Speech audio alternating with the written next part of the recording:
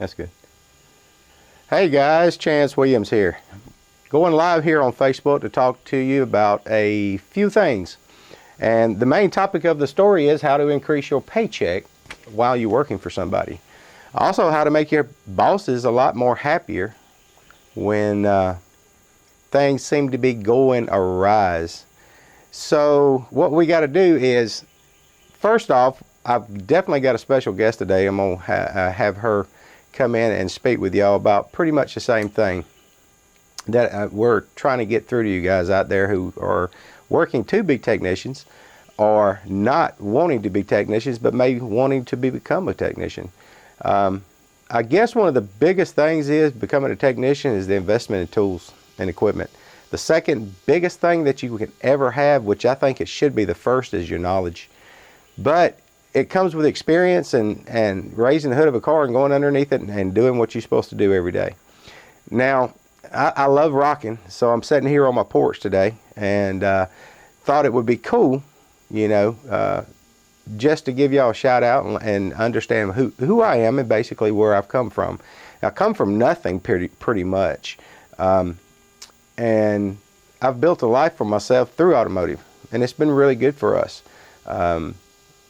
Done a lot of good things, done a lot of good deeds, taken care of a lot of good customers over the years, which everybody says customers are clients. I usually like to call them my family, because you really need to get to know the people that you're dealing with on a daily basis.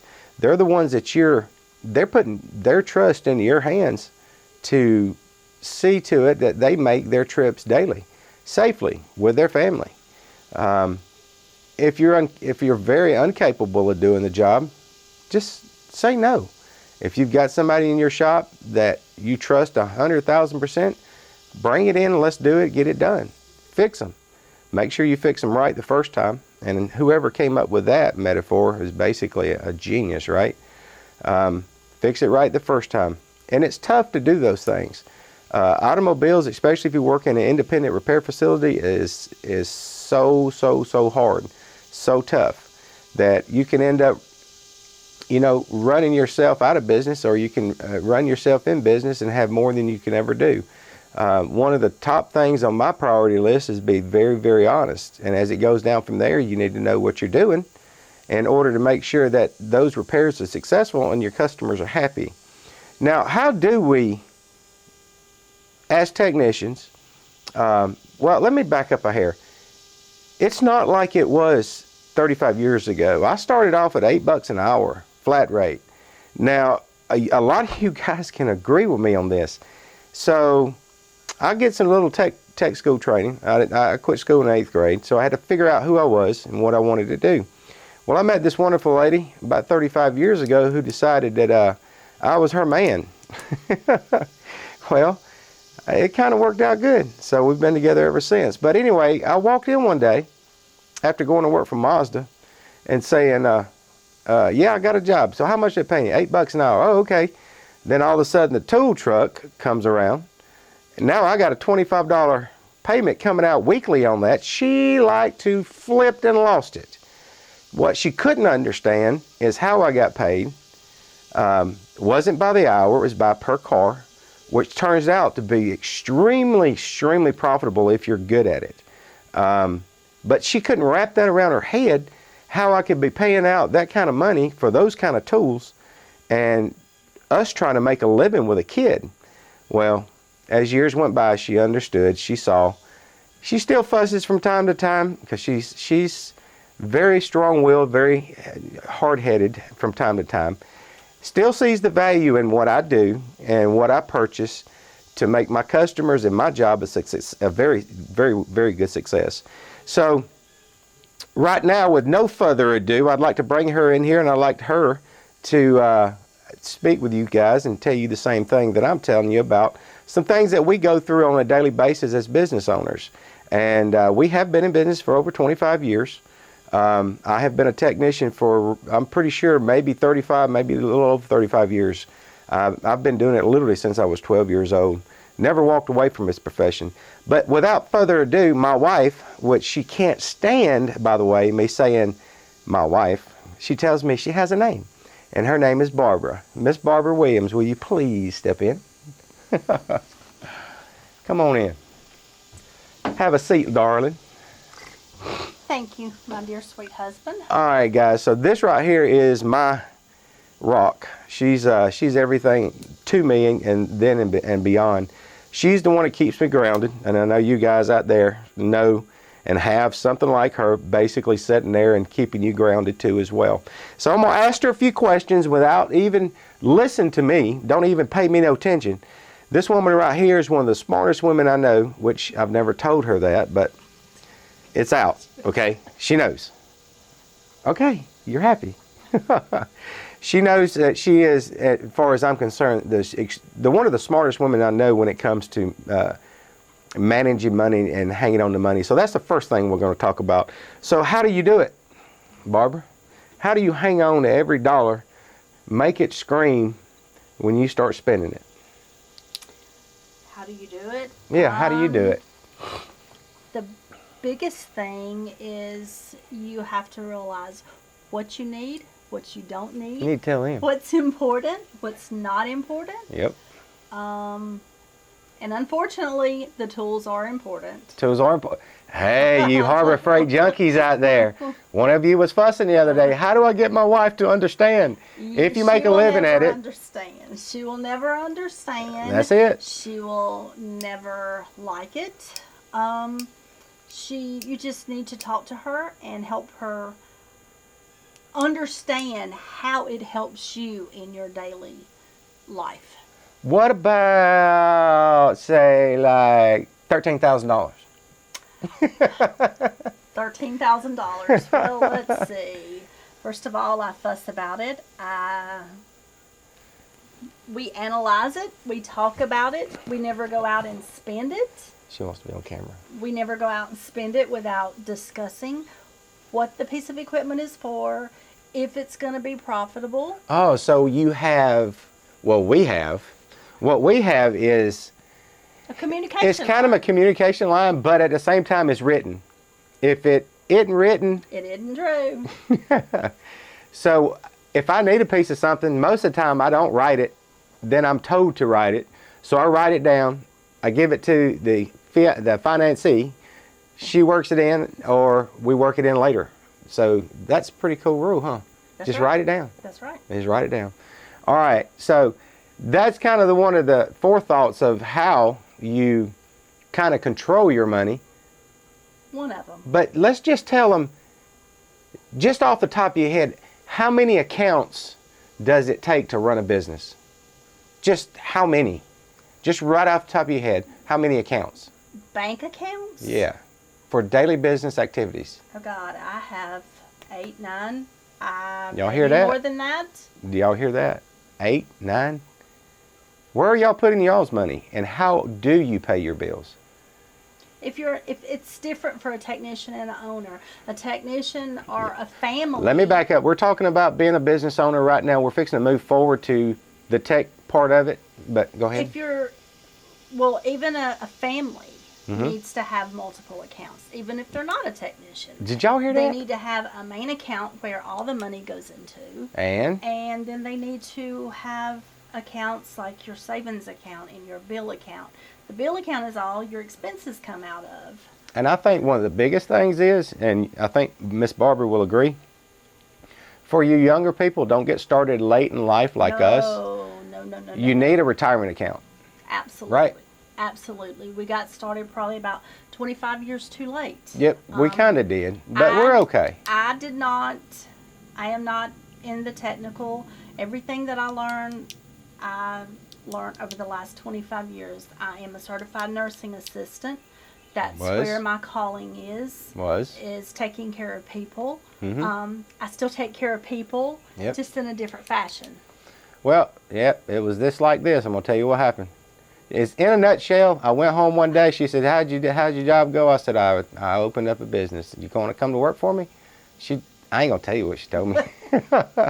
So that's what happened. So I don't work for you. All right. So anyway, so y'all get it. So there's multiple accounts that need to be open and dispersed from. And that's how you build your wealth. That's one of them. Now, there's so many BS crap floating around the internet on Let me show you how to pay off your debt quick. Now we know how to do that. That's easy. It is now. It took many years and hundreds of thousands of dollars in training from other companies that we went, that actually one sole company that we were with for years and years and years, to learn how to do an automotive repair shop business properly and be profitable at it.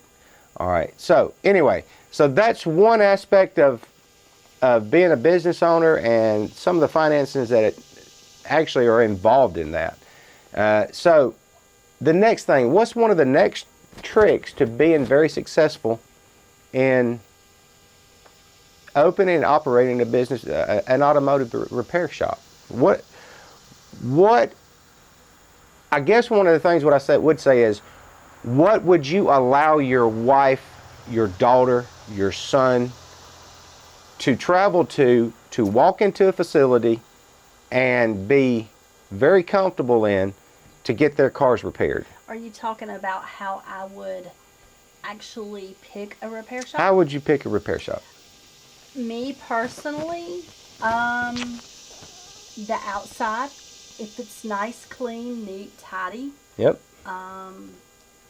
You know, first of all, you don't have to have $1 million to sink into a building. A lot of shops starting out, they don't have a lot of money. We didn't have a lot of money. I mean, you know what we started our business with, which was absolutely nothing. Right. We did. You're right. So I was strong, bullheaded. Yep, I was. You can take a gallon of paint. I mean, you can pick it up at Walmart. Yep. I mean, just paint. $20. Paint the.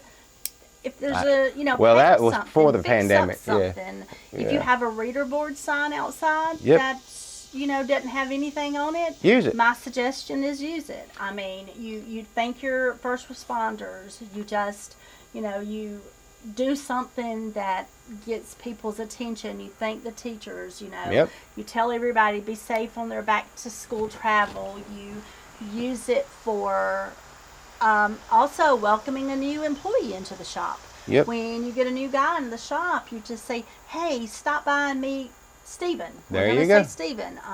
We'd like to introduce Stephen to everyone. That's actually called promotion. And it's also called being community aware. Customers will stop by just to meet Stephen. Oh, and by the way, while I'm here, I've got this noise. Yep. And there you go. Little barbecues. Weekend barbecues. Barbecues. Weekend barbecues, or invite everybody out to the backwaters, have a good time. Be community. Not everybody lives in the South. They don't have backwaters. You gotta have a backwaters. You gotta have a lake, a creek. Bring them out to the creek. In the South, we call it the Okay, so that's the outside. What about the inside? What do you think? Inside, first of all technicians need to keep their bays clean and tidy. How about because number one, show and tell is very important to your customers. And if you've got to bring Miss Smith out there and show her her brakes because she's not understanding why she's got to spend $1,000 on her brakes, then Miss Smith does not want to have to step over 5 piles of grease before she gets out there. Because if she does, she's not going to like it. She's going to say, let me think about this. Let me think about it. So being extremely clean, extremely tidy, it goes along with also productivity. Absolutely. If you can't find something in chaos. If you spend 30 minutes looking for your 3/4 inch ratchet, then that's 30 minutes that you have spent looking for that 3/4 inch ratchet. That's 30 minutes off your commission time if you're paid commission. So it's not just your time, it's your owner's time. So the owner's going to come out there. If you are a technician, the owner's going to scream, "Hey, Joe, why is that brake job not done? You've been on it for 5 hours now, and it's a 2-hour job." Can't stand that. I can't stand that. I hate that worse than anything. I had a guy one time, not to get into stories, but I walk out, "Dude, what's going on?" And I tap him on the shoulder, and he turns around and points his finger at me because he's on his phone. I flipped out and lost it and fired him immediately. I could not. You don't do that to your boss. You don't. So you got to keep things smooth and transparent as possible when communicating with your boss. Because if you lie to your boss, he's lying to his customer. And then if he's lying to the customer, then the customer finds out he's lying or something didn't get done. That one person is going to tell 10,000. They're going to put it on Facebook, anywhere, any social media platforms, and blow you out of the water. That is not good business practices. You as technicians have to be more transparent, very honest with your boss, regardless if it hurts or not. If you don't know what the heck to do, reach out to somebody and get help, period. If your boss can't do it, then you don't need to be working on that certain repair. You just need to let it go. It may be way over your head. I've been there, except I had the patience and the knowledge to not stop and reach out and find the information I needed. The information that is there, either you pay for it or you don't pay for it, or you get somebody with more knowledge than you. That is one of the biggest things to success. Making sure that things are smooth, clean, and go as out the door as fast as you can get them out the door properly. And don't feel ashamed to say, hey, we can't do this. Don't. We can't. It needs to go back to the dealer. It's better just to tell the customer up front, we cannot work on your car, instead of keeping it there for 3 weeks, 4 weeks, and then I'm going to take up for you guys that are business owners. I have had that happen because it turned out to be deeper than I wanted to go. Right. Because I'm at that sweet spot in life, and we both are, where we're extremely comfortable. We've done extremely well over the years, and I don't really have to waste my time digging into that stuff. But I still have those customers that refuse to go to the dealer, and so I do. I give them everything I got.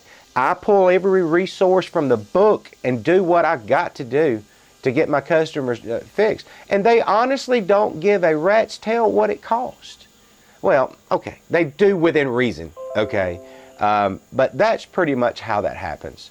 So anyway, we get to a point in our business life of building a business. Now, one of the things that it did for me, it messed me up my whole life, because all I wanted to do was the next car, the next car, the next car, the next car. Customer happy, customer happy, customer happy. I completely blocked out my whole entire family. My wife did everything that she could when it came time to take care of the kids, make sure they got to where they were going, make sure they were taken very well care of. I hated that part of it. But it was all about me making sure that my kids were taken care of, my family was taken care of. But at the same time, I sacrificed so much time with them. Now, I'm not saying that you guys have to do the same thing I did. It's just that I'm a workaholic. There's nobody that can keep up with me, even at my age that I'm at. And you can ask her that. She's not going to lie to you. She'll just be flat as honest with you. Would you say I am? You're a total workaholic. I am. You can take the shop away from the man, but you can't take the man out of the shop. Anybody that loves fixing and repairing things daily, you gotta love this stuff. You gotta love the grease. You will find someone in another state to fix their car. I've done that. I've actually driven out of state. We have driven to Florida to pick up customers' cars that refuse to take them. That's the trust that you build, guys. That is the huge amount of trust that you build with your client base, with your customer base, or your family base. You really need to turn it into more of a family-oriented company. Okay. Unless you just got $1 billion to spend and become a Fortune 500 mega company like, Amco Transmission, which I don't think most of those guys care. I think all they care about is corporate. You're not corporate, right? No. All right, so let's move on to another one. And that will be, excuse me. How can technicians increase their paycheck? How can they? Tell me. You've got to tell me. I don't understand. They gave me just this stupid oil change. How am I supposed to make any money on a stupid oil change? I don't understand. This is what I get all day long is stupid oil changes. It's like they don't trust me or something. That stupid oil change is a gold mine. Thank you. I mean... What about a set of wiper blades? A set of wiper blades? Yeah. It's still a gold mine. Thank you. Explain. Please explain to these guys. This information right here we're giving out, you probably already know. But you But the might problem not with be. it is you're not using it. Remember that. Oh, I know. All right, I preach it. let's hear it. Well, first of all, you take advantage of that car that's there. You take advantage of those wiper blades to see when the last time they had the oil change. Take a peek. That stupid you oil know, change. Yeah, you pop the hood. You pop the hood. You look at their fluid. You know, Yep. have they had their coolant changed? Have they had their transmission flushed? A lot of people don't realize you're supposed to flush the transmission. Yep. You know, people sell these cars and they just say, "Oh, you don't have to service this car." Well, Yeah. that's not true. Well, Cars are serviceable. you remember that one lady one time who bought a brand new car. She put 36,000, a little over 36,000 miles on it. It was just a few months out of warranty, and it was brought in. This was a repair shop that I was working at. They brought it into a lady, and I heard that kind of in the background on the phone with her screaming at the guy who's trying to help her. I mean, and he said, "Ma'am, your engine's locked up." And they asked me to drain the oil. I did. It wasn't nothing but syrup that came out of it. Now, this was many years ago, but she was telling him that is a maintenance-free car. It never needs any service. Start with that's being an idiot, unless the lady just is a hermit and doesn't go out of her house except to the grocery store and back and doesn't speak to anybody. Because everybody knows that everything has to have maintenance. But anyway, Everybody. yeah. No, Well, no, maybe not everybody. There's a lot of people who just don't realize what it takes Right. and put into a car. And a lot of times I tell my customers, if we really sat down and talked, you'd probably be riding a bicycle I know. because of the money it costs to keep the car in shape. But anyway, with that being said, Upsells. Is she read the engine, no oil change, that she was told it was a maintenance-free car. There's no such thing as a maintenance-free car. Not even the electric cars are maintenance-free cars, guys. Nothing is. And upsells. upsells only professionally and only honestly. Right. Don't be freaking coming up with some tricks to fool people with, Or to make because you will fail quicker than a bomb hitting Japan. And I hope that never happens. Well, anyway, you've got to be honest with the customer. Yep. Also, if you have a service writer in the shop, Yep. some shops are bigger. They do. Some shops don't. The Right. owner is the service writer, but technicians need to be in communication with their whoever is selling the work. You need to say, "Hey, this needs to be done," and make sure that there's notes kept. Notes need to be kept on this, because Miss Smith ain't gonna remember that she needs brakes in 3,000 miles. She's gonna just keep driving her car until it's eaten into the rotors. She's not gonna know. So, with that being said, just, make sure that you do plenty of upselling and communication. Tell them about the upsells, though. Everybody wants it now. I gotta have it now. I gotta feed my family here. Feed my. I used to be the. I used to. It might not be right now. Right. It might not be that second. Also, But as soon as you enlighten them to it, shoot them out an email for an estimate. Right. Talk to them about it. Say, hey, look, next service you're gonna need brakes. And 3,000 miles goes quick. We got one lady who put 10,000 miles in a month on a car. Right. And that ain't no kidding. That's the truth. She works for a drug company, so she's all over the United States doing her sales or whatever. But the main thing is, you also need to treat the owner or service writer. You get in communication with your customers. Yep. Talk to them. Ask them Right. how their life are. Yeah. Don't just, "Oh, hi, this is so and so." Great. Yeah, First that's of all, crazy. That's, "Hey, this is Barbara from Williams. I was calling to let you know that I have on a note here that you're going to need brakes soon. Yep. Is there a That's good part day of for callbacks. you?" We're not gonna give them away all our secrets right now. That's also We're just the upsells. No, we gotta have some for later. Okay. So I'm not gonna get Says I'm in. going to be here later. Where are you going? After 35 years, honey, you're doing it on live TV. I'm not going nowhere. Golly. You thought you was going to have to train somebody else? Yeah, man, because Guess that's what? tough. Guess what? What? I don't think nobody would want to train you. They wouldn't nobody have anything to do with me. But anyway.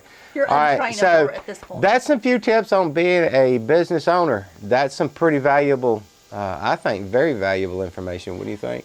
Well, there's. And see, the thing is they're going to be sitting there going on the other end of this video here. This is bull. Yeah, whatever. Well, there's that. nobody stubborn than me when it comes to information. I have always done it my way, but I have finally learned after all these years, there's ways straight forward, there's ways around. It doesn't matter which way you go straight forward or ways around, it's coming right back to you. You get slapped in the face like boom. This is a good thing. Wait a minute. You need to work smarter, not harder. Yeah, there's so many things about people saying, increase your car count. You don't need to increase your car count. You need to increase your average RO. That is the smartest thing you can do to keep from traffic jamming your damn shop and having your technicians screw up, cost you an engine, cost you a set of brakes, cost you a wheel that came off and blew the side of the body off on a car, because I've seen it happen, I know it happens, and it will happen. Increase the car count. Do the scheduling. Don't do the walk-in. No, you said that. Don't increase the car. Excuse me. Don't increase your car. If I said it wrong, thank you. Don't increase your car count. Increase your average RO. Make your team that works for you freaking stress-free and happy, and give them room to breathe, boys. And that goes back to like you said, it all goes to the inspections and the inspections and the upsells. The inspections and the upsells. That's I can't say what's going to happen on your guys' ends that are new shops just getting started. I get scared to walk in the door and say, hey, you need this. They're going to tell me to fix it. It's that simple and it's that easy with my customers. My wife one time told me, what? I don't know. I tell you a lot of stuff. About the Eskimos or something? Oh, you can sell ice to an Eskimo. Yeah, that's true. It scares me to walk into the door and talk with a customer because two things will happen. One, they'll say, fix it. Or they'll say, I'm leaving and I'll get a ride. Or can you give me a ride? Once you get to that tier in your life and you have people trust you like that, you should never break that trust, ever. Never. But it takes multiple years to build something like that, to have something like that as to what we have. And I'm telling you, it's a freaking amazing ride once you start reaching that plateau. And I'm reaching beyond that plateau by trying to put as much information out there as I can. Free for right now. Eventually there will be a paid site. One day. Right. One day, I guess. One day. One day. Okay, technicians, you heard. Upsells is the main thing to Communication. And communication between you and whoever you're working. Whoever sells the front work. Whoever sells the front work. Because if the person on the front counter and the technician does not have communication, right, then they're not going to be able to make any money. And I'll tell you, you want a person selling your jobs that has absolutely nothing and no knowledge, but some knowledge, but not enough knowledge to give enough information out to your customers. Right. And there's a trick for that. And maybe one day you get to know me, we'll sit around a campfire and drink a beer and I'll tell you.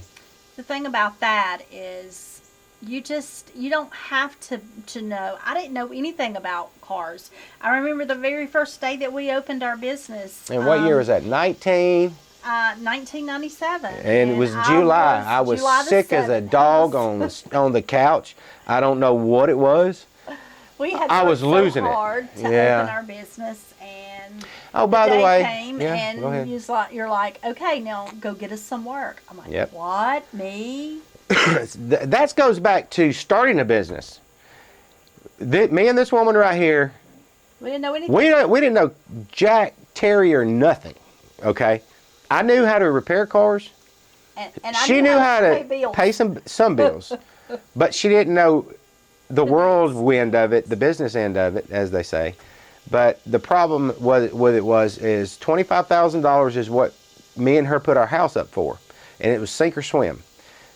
$3,000 went into office equipment, flyers, gas money, and the building, and the rent. And we paid some money for the rent for a couple of months, I think, or whatever. And then $21,000 went to Snap-on tools, for some startup stuff, right? Yep. $1,000 operating capital. That's it.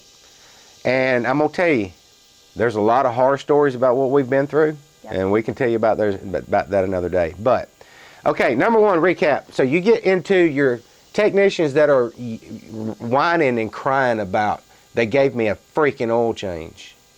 What is it? Upsells, right? You can make money on that oil You can make change. money standing out in a damn parking lot walking around a car. Raise the hood. Look. Oh, and I'll tell y'all guys, another thing. One of the biggest things you can do for your customers is that extra mile. Every car that comes into our shop, all the fluids get checked and inspected. If there's anything that looks out of the ordinary, I take my time, regardless of who's waiting, to make sure that nothing's fixing to blow up on this car when it runs out my door. It doesn't take very long to run around and inspect the car and make sure that everything's on it. And the other thing we do is air up the tires. Yeah, y'all air up the tires on these cars. Check the balls. Check the brake lights. That's the number one thing. So many people come in. Nobody checks their brake lights. A cop You gave me a know? ticket or was going to Right. give me a ticket, but anyway. And first of all, if you do these things, that will not be just an oil change. And to the shop owners, don't run oil change specials. Do not. Do not. Don't care who tells you, you will regret it. You will end up. If you want to give an oil change special to your good customers, that's the ones you need to, but you to don't tailor advertise to. it. Don't advertise it. Don't. But the point of that being is because you're going to have a technician out there. My technicians make really good money. Woo! And Really good money. And he's not going to want to spend all day long on getting paid 7/10. You've got 30 oil changes for him to change that one day. Yeah. And if you got a high dollar guy changing oil, it's not profitable. It's not profitable for him or you. Neither. Because number one, he's Neither. going to be mad. He's going to hate you because you've got him packed up with oil changes all day long, and he can't make any money. Yeah, and he's got a family to feed. He's got a family to feed. He's got a family to feed. And you would rather have him. I would rather run 15 cars through my business in a week versus 30 cars. Yeah, and guess what? We only work 4 days a week. 4 days a week. That's all we work. Absolutely. We cut back about 4 years ago. It's been longer than that. Probably 5 years ago. We had one of our employees one day fussing about having to do things on Fridays. And so me and Barbara got together. We got thinking, that would be nice. We can't guarantee, nobody can guarantee anybody all the money in the world, but working for a company, that is. But what I can guarantee you is extra time off to spend with your family. And that's one of the reasons why I did that, because I lost so much time with my family. And that's just a little way for me to give back. But anyway, And that's... it's not going to happen with our granddaughter. No, that's emotional for me. So, but anyway. All right. Well, tell them about it, Lucy. You're famous now. All right. Next thing. How about professionalism? How should a person look? That's another thing. Yeah. Here we go. Owners, service writers, Listen. whoever's up front, technicians, y'all can clean up your act. Everybody can clean up your act. Make sure, there's nothing wrong with having a beard. Make sure it's groomed. Make sure you don't look like, not you, because you look like an old man. Gee, thanks. I love you, but you Gee, don't need to thanks. grow facial hair. Yeah, gee, thanks. Clean your act up. Don't come in there just, dripping with grease, because I need you to talk to this customer and tell her, give her a little bit, because I'm having a little bit of trouble making her understand what's going on. Yeah. Wash your hands. It takes you just a few minutes. Hey, Sam is washing his hands. He'll be in here in just a minute to tell you, to talk to you about your car. Yep. But don't go in there with grease dripping down and if you're the person working up front, if you see he's got grease trailed across his face, be nice and tell him. Hey, I got a booger hanging out somewhere, Hey, and I'll tell you another thing, and personally, I don't think it's a good idea to have your technician speak to your customer alone. That way, there's no miscommunication between you, your technician, and your customer. You should be standing there. And the reason I say that is because everything is misconstrued. Well, your guy told me, well, no, sir, I was standing there. Right. That's not what he told you. Also, right? Also, keep your customers out of your shop. Yeah, God, Unless, guys, don't let them hang around in the yeah, shop unless don't- you're yeah. just taking them out there for a show and yeah, tell. show and tell, and that's it. I'm telling you, I almost had one guy. I was watching him. He's acting like he's fixing to fall. He thought I was a big, healthy insurance policy for him to grab some money, and I just stopped him right there and walked him out. Got rid of him. Make sure that the people Got rid of him quickly. Also, a lot of technicians. Now, I'm not picking on technicians because I've had my technician shop owner. Yep. I love him dearly. Well, thank you. But he's very, very, very clean, very professional. Try to be. I've had some employees who I've had to fuss at because they would spill oil in the floor and Walk through it. throw oil dry down and just walk through it and scatter it through the front, through the back. Get it up. You know, get it Get it up. up. Get it up. Okay.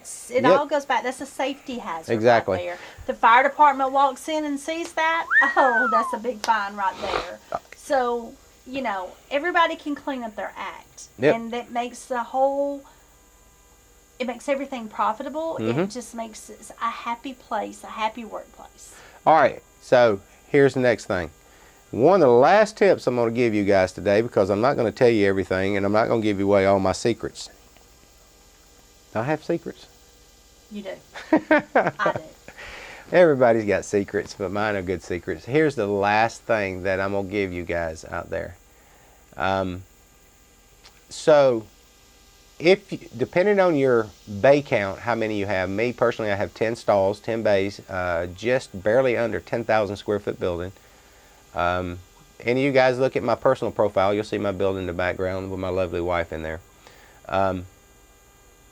Barbara, not my wife. Okay, so here's what you got. Each bay is very capable of producing anywhere from $1,500 to $3,500 daily. I'm going to leave that with you and you think about it. So if you walk in your shop tomorrow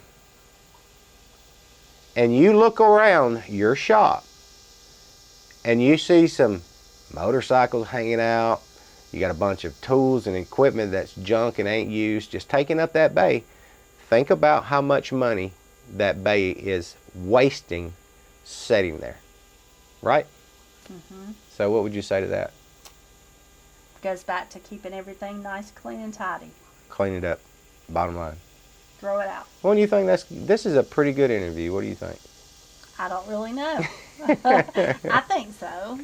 I just okay, guys, I tried to go live on this on Facebook, and I don't think it worked, or either today is Friday, because it's my day off.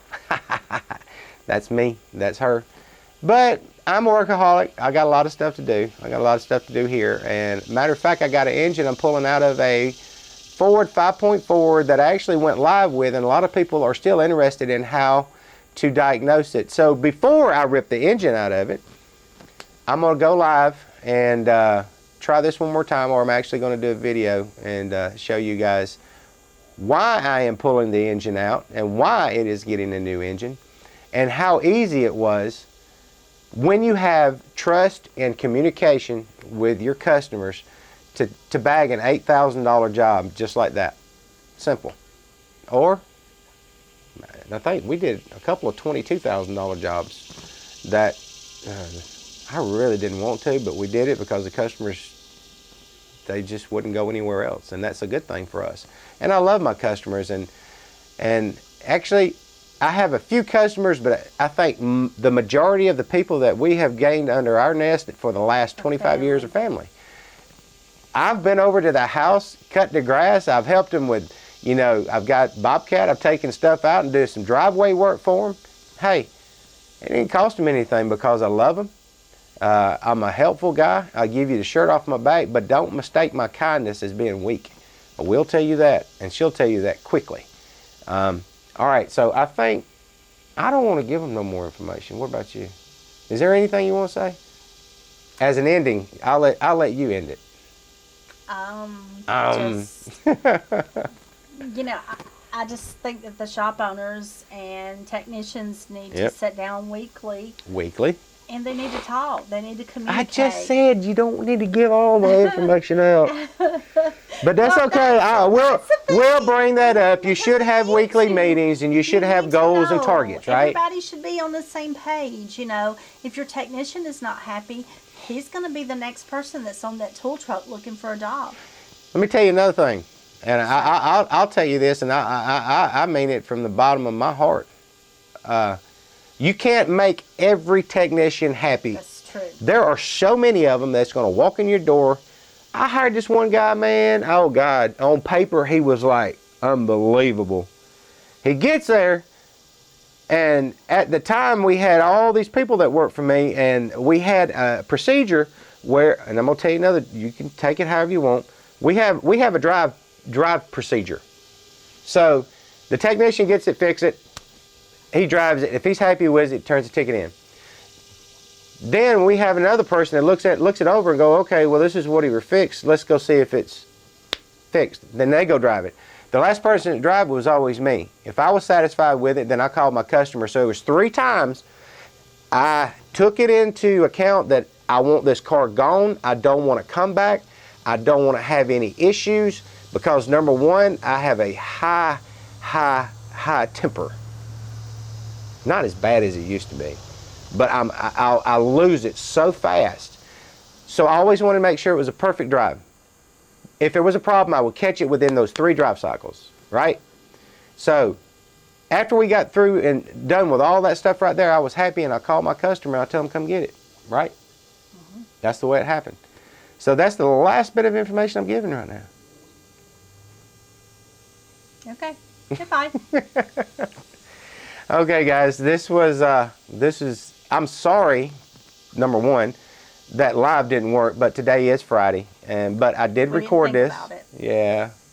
It's nice when you own your own place, huh? Well, I'm gonna leave it at this. I was told many years ago that the only way to control your income is to work for yourself, and you can make as much as you can put out to make. If you work for someone else, you're limited. Am I right? Yes. To a degree. To a degree. You're limited. Yes. The other thing, I keep saying the last thing, but this is the last thing I'm going to leave with you technicians. If you're going to cry and complain about your shop, learn. If you don't know how to use a lap scope, learn. If you don't know a certain component on a car, learn. The bottom line is knowledge. The more Knowledge is power. Knowledge, you can take every penny of money away from Donald Trump, Elon Musk, or any of them, put them out in the safari desert, And they will come back. and they will come back even stronger. And it's not because of money. It's not. Everybody emphasizes on the money. I gotta have. I was the same way. But it took me a lot of years to understand it's not about the damn money.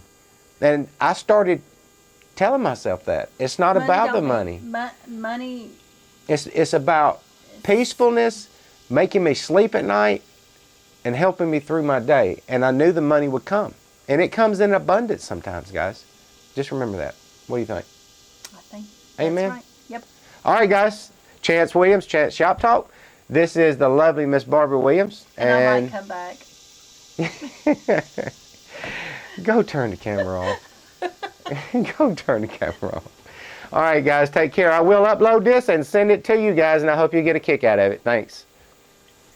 Hit the red button. Thank you.